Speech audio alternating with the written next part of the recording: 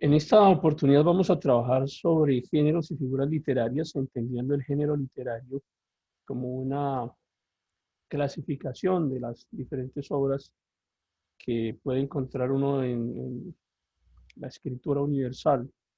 Sin embargo, dentro de la Biblia encontramos una profusa conjugación de estos diferentes géneros. La Biblia no puede ser clasificada, por ejemplo, solo como poesía o solo como novela o como oratoria, sino que realmente es un conjunto de muchos de estos géneros y son los que intentaremos describir en adelante. Los vamos a encontrar en orden alfabético para que sea más fácil su comprensión, comenzando con el género apocalíptico. Lo describimos como un género que es básicamente dramático, muy simbólico, utiliza muchas imágenes. Los eventos que se describen son de escala global, de escala mundial. Regularmente es un género que está narrado en primera persona. Sin embargo, no podemos decir que únicamente en Apocalipsis encontramos el género apocalíptico. Apocalipsis en sí mismo es un libro que en sus inicios no fue creado con este nombre. De hecho, se conoce como el libro de la revelación. Más adelante existen algunas personas que le asignan el nombre al libro y le marcan como Apocalipsis. Entonces entendemos que existen otros libros dentro de la Biblia que también pueden contener el género apocalíptico. Por ejemplo, en los libros de los profetas en el Antiguo Testamento, casi todos contienen por lo menos un segmento de este género apocalíptico. El género biográfico se refiere básicamente a la descripción que se hace de la vida de algunas personas. La idea de este género biográfico es contrastar diferentes situaciones que se presentan entre el personaje principal, que es objeto del género, y que nos van mostrando de forma casi siempre cronológica muchas de las situaciones que se presentan en la vida de este personaje, algunas positivas, algunas negativas. Utiliza la mezcla, por ejemplo, de otros contenidos como la tragedia, la comedia, y básicamente nos muestran el desarrollo de la vida de la persona y nos dan algunos ejemplos de cómo podemos aplicar en nuestra propia vida diaria o en el conocimiento del manejo de la iglesia todos estos eventos que ocurren dentro de la narración. El elogio básicamente está destinado a exaltar a alguien. No siempre es una persona física en especial, a veces es una figura, por ejemplo, la exaltación de la iglesia, la exaltación de un padre, pero en algunas ocasiones también es la exaltación de una persona específica.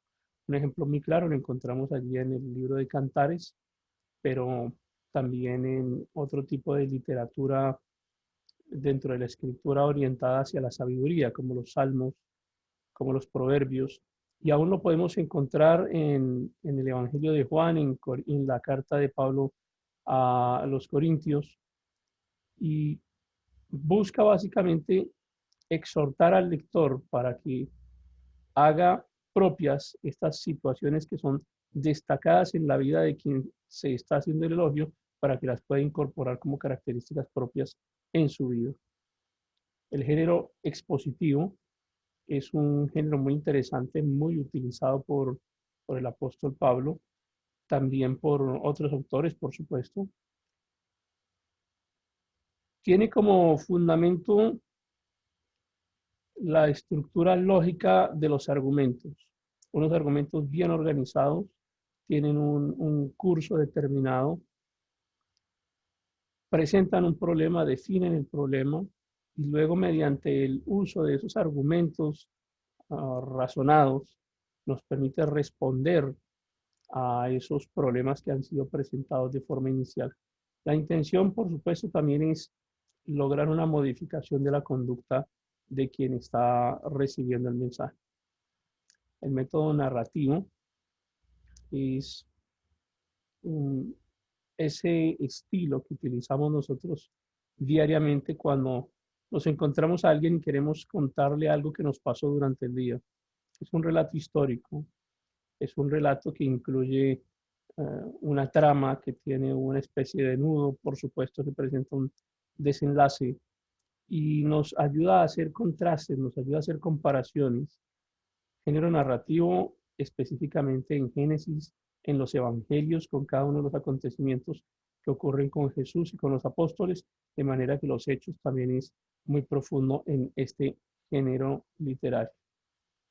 La oratoria nos va a presentar un estilo muy argumentado. Es un género que utiliza unas características muy formales, fundamentado en la retórica, tiene la posibilidad de citar autores que se consideran importantes y fuente de inspiración o en sí mismo fuente de autoridad, intenta exhortar, intenta persuadir. La parábola es un tipo de género literario muy usado en la Biblia. No es exclusivo de la Biblia, pero realmente es uno de los componentes fundamentales del Nuevo Testamento, especialmente en los Evangelios. Un recurso muy utilizado por Jesús para ejemplificar ciertas situaciones que se presentan en la vida diaria de las personas y de la iglesia. Uno de los grandes problemas de la parábola está en el hecho de que permite su alegorización, lo que algunas personas equivocadamente llaman espiritualización.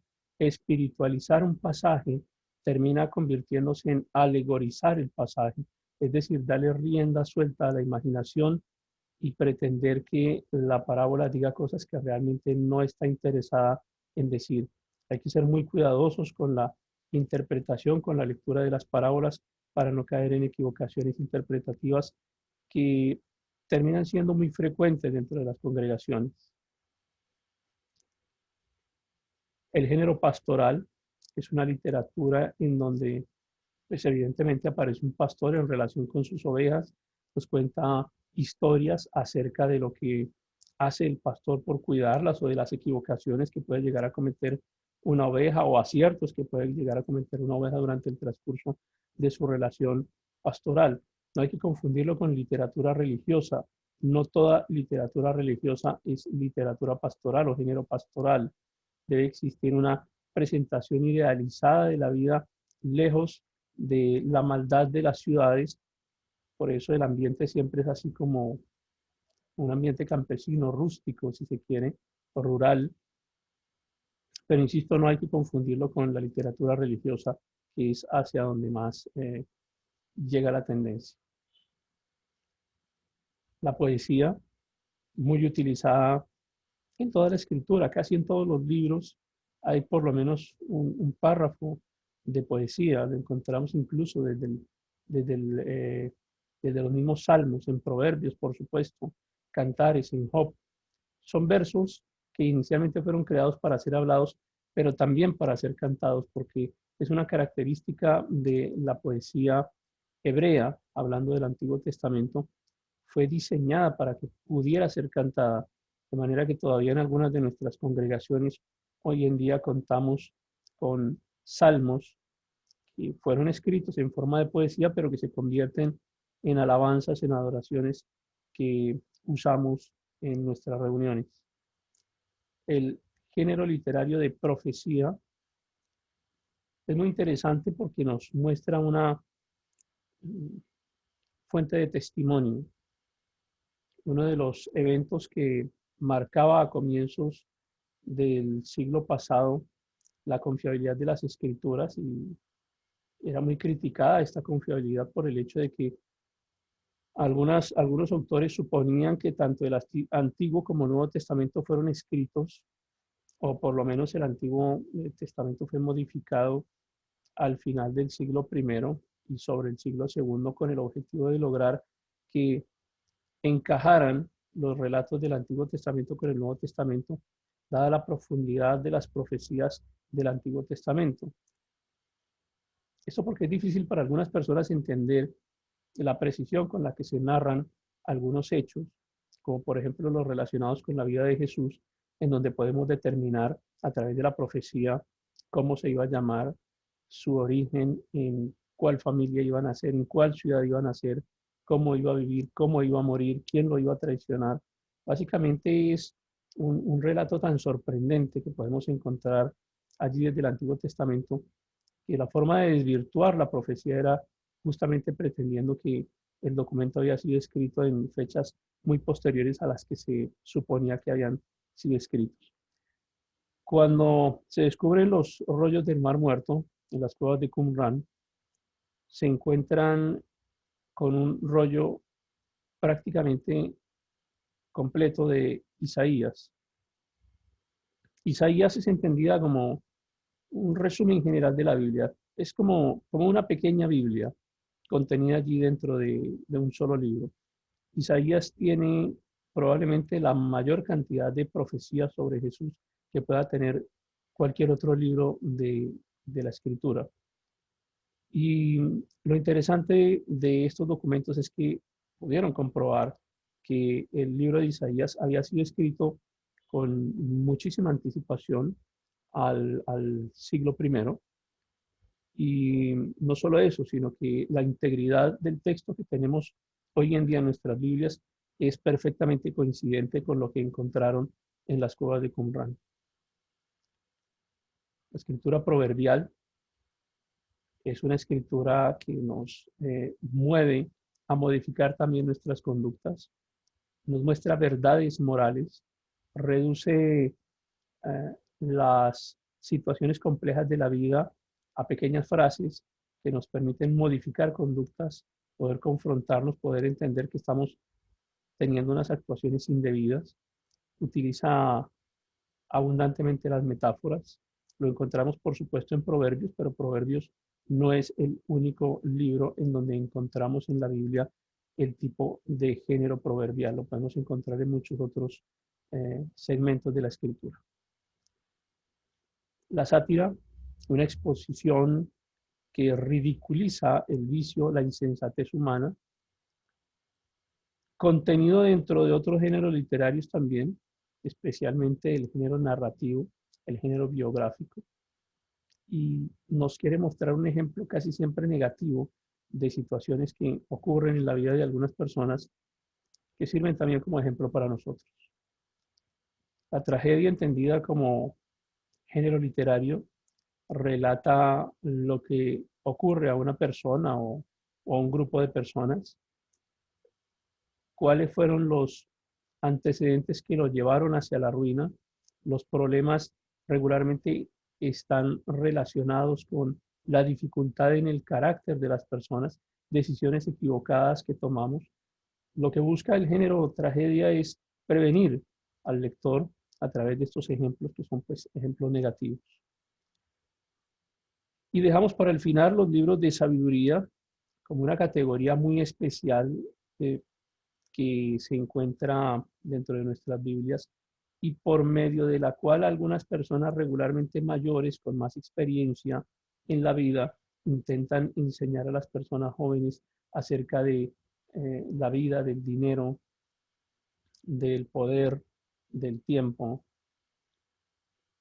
Tiene mucho que ver con la experiencia que recaudamos durante los años.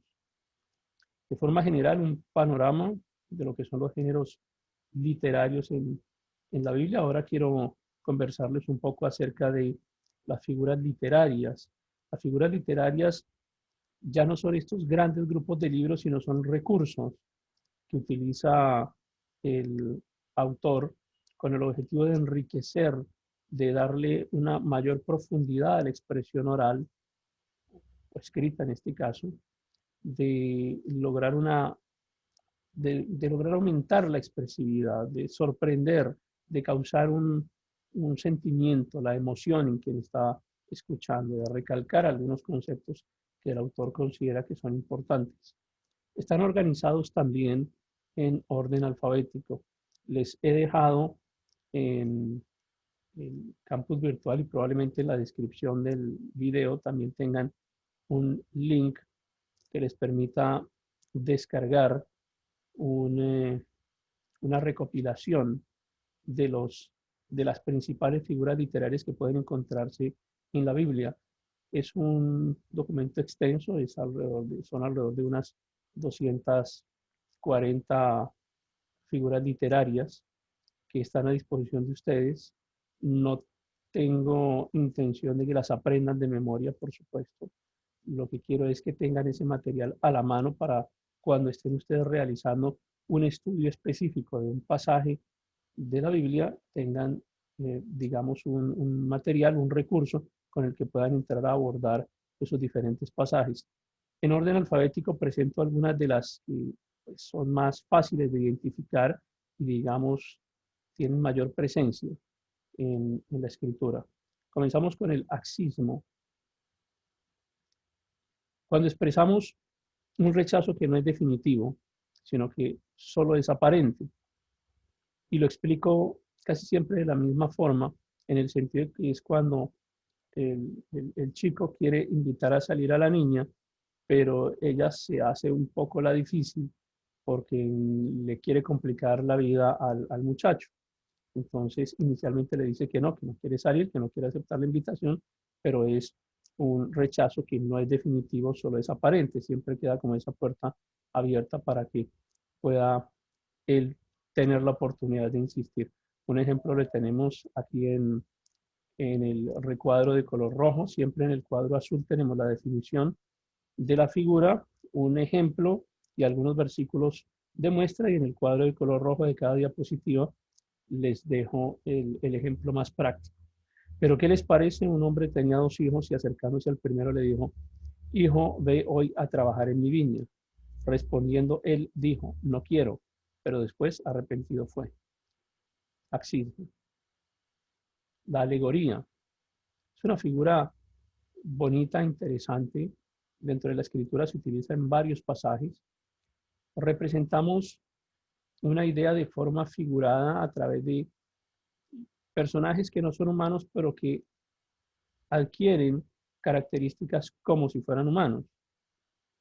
En Jueces 9:8 en adelante, fueron una vez los árboles a elegir rey sobre sí y le dijeron al olivo: reina sobre nosotros.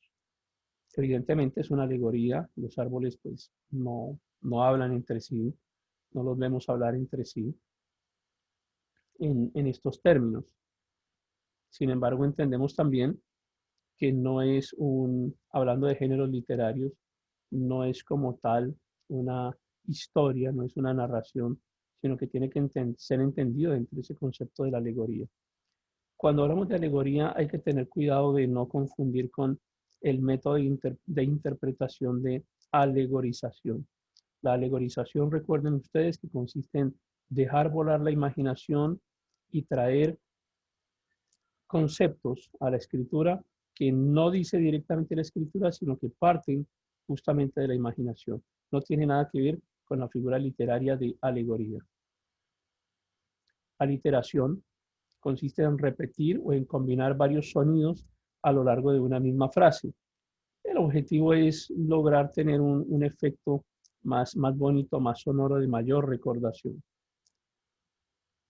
Damos siempre gracias a Dios por todos vosotros. Hacemos el énfasis en vosotros, haciendo memoria de vosotros en nuestras oraciones. Entonces, observen cómo se hace el énfasis en esa palabra para que quede claro cuál es, en este caso, el resultado de la oración y de la recordación de la que habla el apóstol. Amebeon es una figura que consiste en repetir la misma frase o una especie de cláusula final de sucesivos segmentos de texto. Un ejemplo lo tenemos aquí en Salmos, en donde describimos de la siguiente forma: alabad a Jehová porque Él es bueno, porque para siempre es su misericordia. Y observen cómo se repite ese conjunto de palabras: porque para siempre es su misericordia. Diga ahora Israel que para siempre es su misericordia. Diga ahora la casa de Aarón que para siempre es su misericordia. Y así. Entonces entendemos que ahí se configuró un amebeo. Anadiplosis, una figura que consiste en la repetición, en este caso no de una estructura completa, sino de una palabra, aunque puede ser también de un grupo sintáctico, pero aquí van al final de una frase y al comienzo de la siguiente. Un ejemplo lo tenemos en Mateo 7:22. En adelante muchos me dirán en aquel día: Señor, Señor, no profetizamos en tu nombre. Aquí nos llama la atención la palabra nombre, y en tu nombre echamos fuera demonios, y en tu nombre hicimos muchos milagros. Anadiplosis. Catábasis. La catábasis en oposición a la anábasis. Anábasis es como ascender, catábasis es como descender, bajar. Lo explico a través del ejemplo. Pero los que esperan a Jehová tendrán nuevas fuerzas, levantarán alas como las águilas. Fíjense que ahí está hablando de volar. Luego dice correrán y no se cansarán. Ya pasó de volar a correr. Y finalmente dice caminarán y no se fatigarán. Está pasando de volar a correr a caminar. Una catábasis. Va degradando, va en bajada. No significa que debe ser algo negativo, simplemente que es la figura literaria tiene esa estructura. En diatris es una conexión que damos entre un nombre y unos adjetivos, que regularmente son tres. Veámoslo con el ejemplo. Vive Jehová en verdad, juicio y justicia. En Juan 14:6, Jesús le dijo, yo soy el camino, verdad y vida. Entonces tenemos un sustantivo, en este caso, que es Jesús, y unas características que se dan de él, unos adjetivos, unos calificativos, camino, verdad y vida. El entretejido es muy interesante y no es fácil usarlo. Se requiere tener cierta experiencia en escritura para poder ser usado adecuadamente. Es abundante, por supuesto, en los escritos de los profetas. Enriquece muchísimo el mensaje. Consiste en repetir, en este caso, diferentes palabras o cláusulas, pero en el mismo orden y con el mismo sentido. Su tierra está llena de plata y oro, sus tesoros no tienen fin. También está su tierra llena de caballos y sus carros son innumerables. Además, su tierra está llena de ídolos y se han arrodillado. Tierra está llena de, básicamente es lo que forma ese entretejido entre un texto que precede y un texto posterior. La enantiosis es una figura relacionada con oposición. Se asemeja mucho a la antítesis. Expresa contrastes entre una frase afirmativa y negativa. Veámoslo con el ejemplo. Y vuelto a la mujer, dijo a Simón, ¿ves esta mujer? Entré en tu casa y no me diste agua, mas esta ha regado mis pies. No me diste beso, mas esta desde que entré no ha cesado de besar mis pies. No ungiste mi cabeza, mas esta ha ungido con perfume mis pies. El contraste entre frases que son afirmativas y negativas, una enantiosis. Epícrisis, una frase que añadimos al final de un párrafo y que hace una especie de resumen general, una deducción general de por qué ocurre lo que es descrito dentro del párrafo. Asimismo, muchos de los que habían practicado la magia trajeron los libros y los quemaron delante de todos, y hecha la cuenta de su precio hallaron que eran 50,000 piezas de plata. La epícrisis viene en esta frase: así crecía y prevalecía poderosamente la palabra del Señor. Fíjense cómo es una frase resumen, una frase final que otorga profundidad a la situación que ha sido descrita anteriormente. El genome es una figura literaria que está relacionada con conocimiento. Citar dichos que son muy expresivos, dichos que son muy importantes, máximas. Conocimiento universal. Describirlo también como dichos inteligentes. Por ejemplo, las palabras de los sabios son como aguijones. Es una sentencia de carácter universal. Y como clavos hincados son las de los maestros de las congregaciones. Histéresis técnicamente consistiría en algo así como venir más tarde. Lo que nos hace entender es que vienen detalles o sucesos que no se narraron anteriormente, pero que ahora nos están dejando también como conclusión, pero esa vez no en una forma de frase, sino en una forma de narración. Y el que me ha engañado y continuamente me ha cambiado el salario. Sin embargo, Dios no le ha dejado hacerme ningún mal. Observen cómo en esa última frase, sin embargo, Dios no le ha dejado hacerme ningún mal, encontramos la histéresis, que consiste básicamente en ese detalle final, en esa explicación de lo que ha venido sucediendo con la persona que hace la descripción. El macarismo consiste en una bendición que es encabezada siempre con la palabra bienaventurados. De manera que en Mateo 5:3 encontramos, bienaventurados los pobres en espíritu. Allí, por iniciar esta bendición con la palabra bienaventurados, lo definimos como un macarismo. Mesoteleuton consiste en la repetición de una misma palabra, pero esta vez en el medio y en el final de cláusulas sucesivas. El ejemplo está en, he aquí pondré yo en él un espíritu. La palabra que hace el mesoteleuton es y oirá rumor, y volverá a su tierra, y haré que su tierra caiga a espada. Palinodia la utilizamos cuando, después de haber censurado o reprendido a una persona, hablamos bien de ella. Primero lo regañamos y después hablamos bien. Con todo esto, los lugares altos no eran quitados de Israel, aunque el corazón de Asa fue perfecto en todos sus días. Observen cómo hay un elemento negativo de recriminación que posteriormente termina con un elemento positivo, palinodia.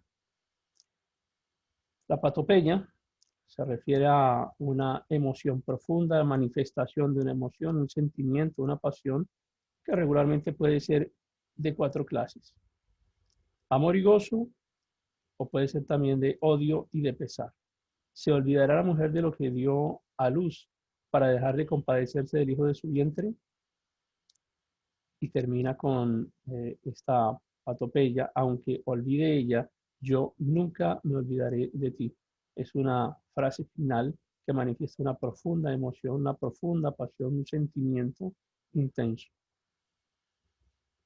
Polionimia, no entender esta figura literaria causa muchísimos conflictos y muchísimas aparentes contradicciones, especialmente en los libros de Reyes y Crónicas, en donde por vía de no conocer la geografía se presentan estas malas interpretaciones. Y es un ejemplo que tenemos acá con una narración acerca de Jesús, primero en Mateo, en donde nos dice, entonces despedida la gente entró en la barca y vino a la región de Magdala. En Marcos 8:10, refiriéndose al mismo evento, se narra de la siguiente forma. Y luego entrando en la barca con sus discípulos, vino a la región de Dalmanuta. Entonces, queda uno pensando, al fin, que llegó a Magdala o llegó a Dalmanuta, porque se está refiriendo al mismo evento. La explicación la entendemos en el sentido de que, conociendo un poco la geografía de la región, entendemos que Magdala era una región muy grande. Posteriormente se convertiría en ciudad, pero hace más referencia a la región, mientras que Dalmanuta se refiere a una ciudad, realmente a un caserío mucho más pequeño que la región de Magdala. Proéctesis, la conclusión la añadimos, pero como una justificación. El ejemplo, vayan pues y aprendan lo que significa misericordia quiero y no sacrificio, porque no he venido a llamar a justos, sino a pecadores al arrepentimiento. La explicación, la proéctesis, se da aquí en porque no he venido a llamar a justos, sino a pecadores. Es una conclusión que se da como justificación. Los proverbios no son de exclusividad del libro de Proverbios. Es una figura literaria que encontramos en muchos otros escenarios. El ejemplo que tengo acá, por ejemplo, es de Reyes. Y el rey de Israel respondió y dijo, díganle que no se alabe tanto el que se ciñe las armas como el que se las desciñe. Es decir, que no se alabe tanto el que toma las armas para entrar en batalla como el que se las quita, ya sea porque no hubo batalla o porque terminó la batalla, que es más feliz. En este caso se convierte en un proverbio. De manera que esta figura literaria, insisto, no es exclusiva del libro de Proverbios, sino que la podemos encontrar en muchos otros escenarios dentro de la escritura. La sincóresis consiste en hacer una concesión en un punto final con el fin de ganar otro. El ejemplo lo tenemos acá en esta conversación. Justo eres tú, oh Jehová, para que yo dispute contigo. Fíjense cómo hacemos esa concesión. O el autor en este caso hace esa concesión, le está diciendo a Jehová que es justo y eso se lo está reconociendo. Luego continúa con la segunda parte, el segundo punto. Sin embargo, alegaré mi causa ante ti, porque es prosperado el camino de los impíos y tienen bien todos los que se portan deslealmente.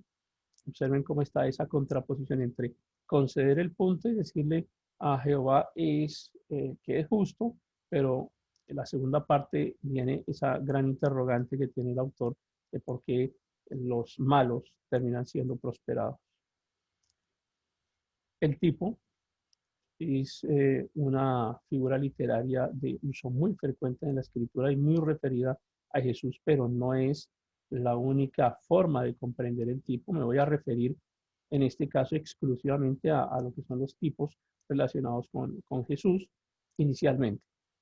Entonces encontramos, por ejemplo, en Moisés un tipo de quien sería Jesús más adelante, una sombra, una muestra, algo que nos habla de un evento futuro. El antitipo entendido como algo contrario o en su defecto en la escritura entendido como el cumplimiento del tipo. Es decir, el tipo es la preconfiguración, la prefigura, y Jesús es el antitipo porque se convierte de cierta manera en lo contrario porque es la consolidación del tipo. Básicamente es eso, el cumplimiento del tipo. Pero los tipos pueden ser encontrados en muchos otros escenarios y pueden representar una ciudad, un objeto, una idea. Es simplemente la forma en la que podamos aplicar el recurso dentro de un texto. En Corintios, más estas cosas sucedieron como ejemplo para nosotros. Al convertirse en ejemplo, al ser ejemplo, se convierten en un tipo. Anteriormente eran un tipo. Y no está hablando de una persona específica, sino está hablando de cosas que sucedieron. Bueno, hasta acá tenemos de forma general una descripción básica, muy rápida de lo que son los géneros literarios y las figuras literarias. Recuerden que tienen un documento que está en PDF que lo pueden descargar para complementar toda esta información. Muchas gracias y bendiciones.